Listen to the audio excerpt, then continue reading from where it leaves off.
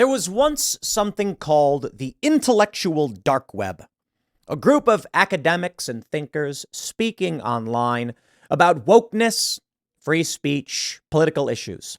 And now it's fractured. We have this clip of Sam Harris, which is sparking a bit of controversy. Alexandros Marinos says, say a prayer for Sam Harris. He started to really lose touch with reality. He seems to be claiming that Joe Rogan thought COVID was no big deal, when in fact the press came after him for the drugs he took in the process of treating it immediately. I saw this, I thought it was interesting. Sam Harris seems to be straw manning his political opponents by trying to maintain some position among left liberals. I'll give you my thoughts on the intellectual dark web and where we're currently at. A lot of people don't like Dave Rubin. I like Dave. Dave's a cool dude. A lot of people don't think Dave's genuine. I have talked to Dave. He believes the things that he says. Perhaps there are some criticisms of him not fleshing out his ideas properly or reading more into them, notably when he was on Joe Rogan and didn't really have an in-depth view of building regulations, and he got kind of roasted for that. But I've talked to Dave since then, and I'm kind of like, yeah, I think he's read a lot, and he really does believe what he says. Then you have Brett Weinstein, who's talked quite a bit about mRNA vaccines and ivermectin, and I disagree. Not that I'm a virologist, evolutionary biologist, or scientist or anything like this, but I think Sam Harris does have an interesting point to be made, albeit he's mostly wrong.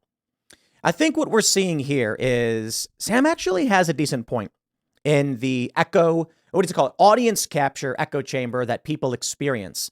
I think a lot of people are susceptible to this, but I think you would be incorrect as a whole to accuse Brett Weinstein of being captured by his audience or Joe Rogan of being captured by his audience simply because they say things you disagree with. That is to say, audience capture is a real thing. But here's what I ultimately believe. While there's some truth to be said in Sam Harris's positions, I believe that Sam Harris, for the most part, is trying to maintain some kind of acceptance among the woke, liberal, and neoliberal groups. Therefore, he's creating this situation that makes literally no sense and exists only in his own mind. It's very weird. But let me play for you this clip. It's a minute and a half long, and then I'll talk to you about what I mean. Take a listen. I always have to make sure the audio is properly set, and here we go. I think the thing that got into my head is someone sent me a clip from Joe Rogan's podcast where he and Joe were talking about me, and Jordan seemed to be talking about me as like a cautionary tale, like, look what can happen to somebody. And Joe said something like, oh, I still have hope for Sam. And they're, in my view, they are in this contrarian echo chamber, right? Where, mRNA vaccines are terrifying. COVID was no big deal. January 6th was maybe a non-event, right? The libtards are trying to ruin everything. And there's a whole picture of sort of audience capture and information skewing there, which I understand. I mean, that's sort of like if I look to my left, I can see all that. But if you're only there, there's just a lot of half-truths, kind of ricocheting around that echo chamber, which, I'm happy to talk to both those guys, but it's just they're not in the lane I'm in and trying to maintain, despite crosswinds, trying to maintain a straight course in. That's only half the story, right? So it's and I just think people are genuinely confused now because two things are true.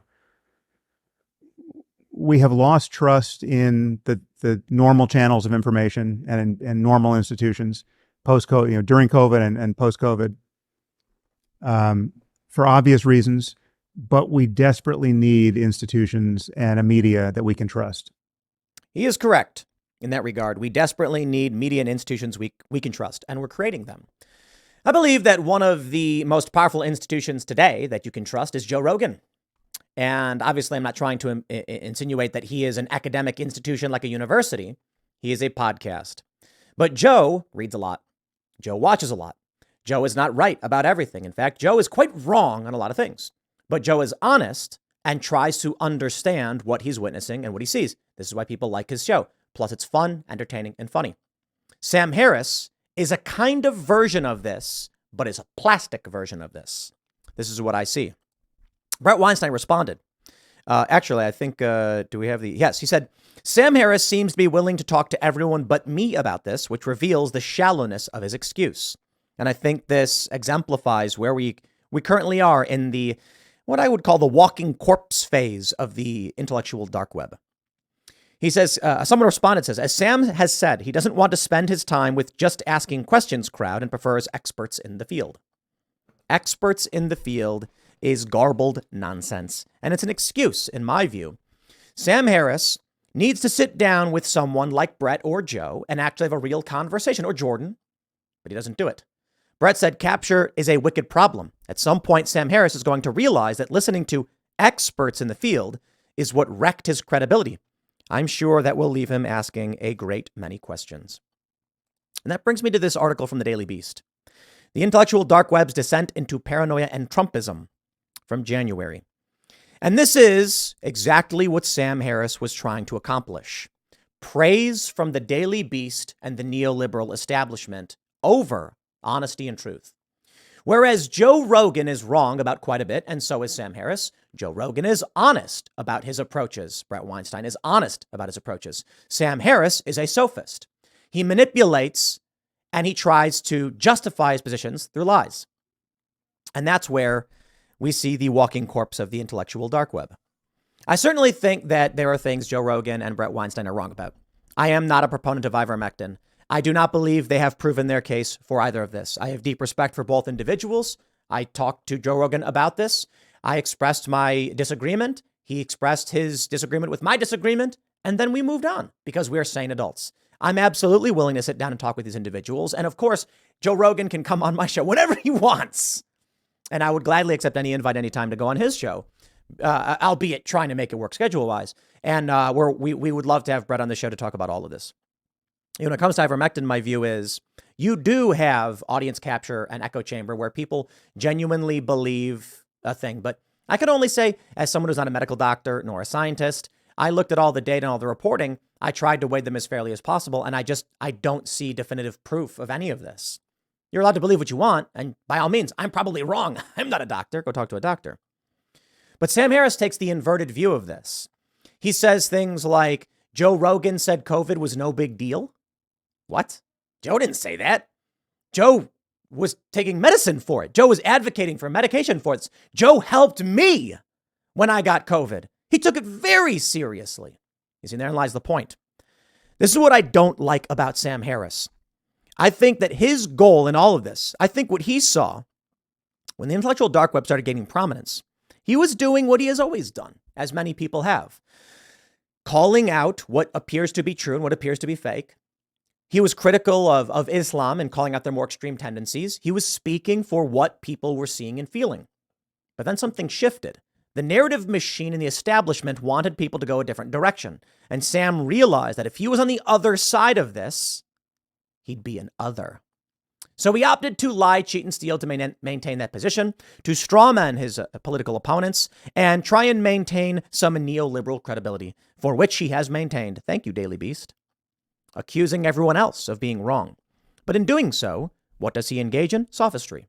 Creating fake positions not held by his opponents to justify his academic statements on why, this audience capture is a very, very bad thing. I can't stand these people. I like reality. In reality, there are people who are smart, but you don't need to say massive, obscure words. You don't need to refer to words people don't quite understand to convey the ideas that you're trying to convey. And this is what we get from these academics. In an effort to sound more credible like experts in the field, they will use obscure words most people don't know, so it sounds like they're smart.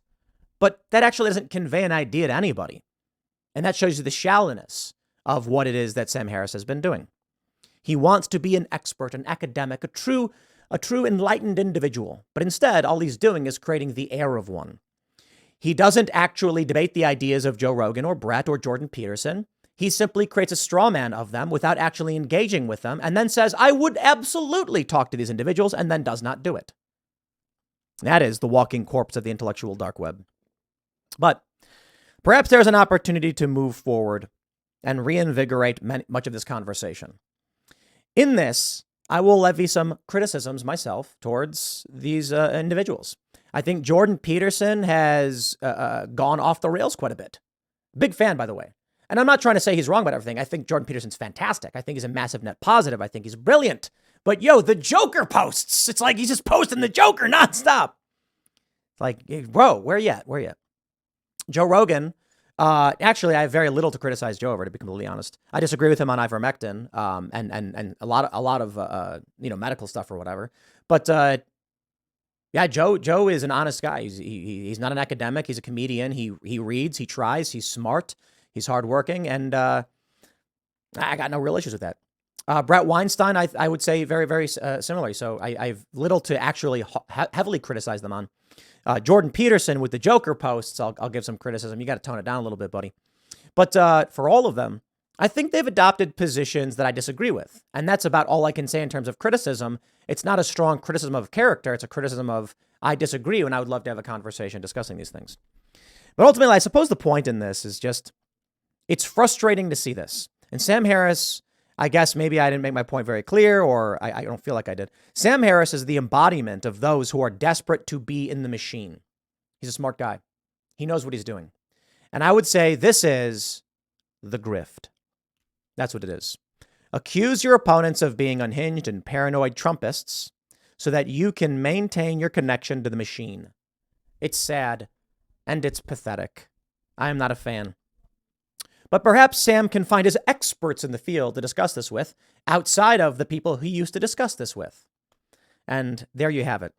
This is the nature of the machine that we are in. You have many, many people who are prominent personalities and quote unquote experts in the field who will say whatever they have to say to appear smart, but to maintain their status in the cult. And that's Sam. Next segment's coming up tonight at 8 p.m. over at youtube.com/TimcastIRL. Thanks for hanging out, and I'll see you all then.